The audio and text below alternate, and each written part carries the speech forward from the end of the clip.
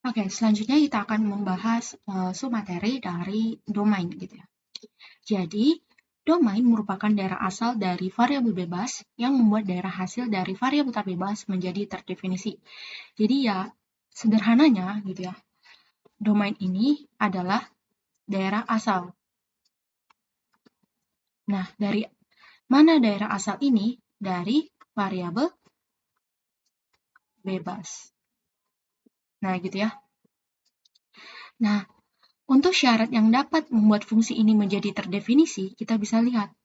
Jadi kalau misalkan ada Y sama dengan akar fx, jadi akar fx di sini, fx-nya adalah suatu fungsi yang memiliki variabel bebas gitu. Katakanlah misalkan Y sama dengan akar X. Nah gitu, jadi X di sini yang mau kita definisikan. Nah gitu ya. Jadi ini dianggap sebagai fx. Oke? Nah, di sini kita bisa lihat bahwa syaratnya atau domain adalah fx-nya lebih dari sama dengan 0. Jadi, kalau misalkan x-nya di sini lebih dari sama dengan 0, maka ada hasil atau nilai dari variabel y. Gitu. Nah, gitu ya.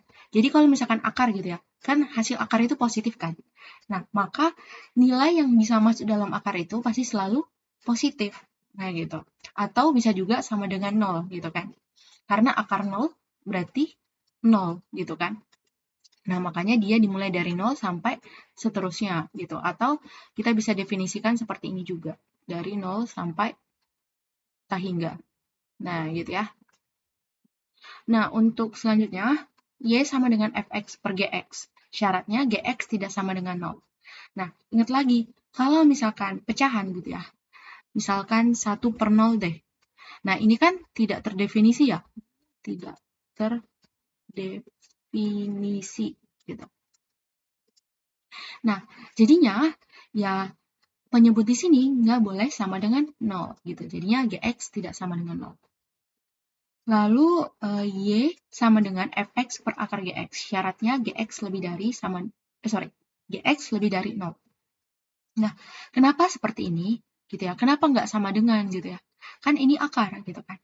Nah, kita bisa lihat lagi bahwasanya ini adalah penyebut. Nah, kalau dia penyebut, berarti kan nggak boleh sama dengan 0.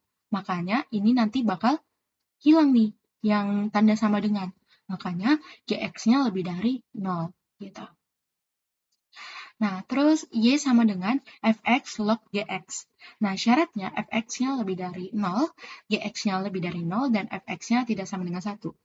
Nah, untuk penjelasan ini, aku udah jelasin secara detail di playlist logaritma. Jadi, teman-teman bisa buka playlistnya ya.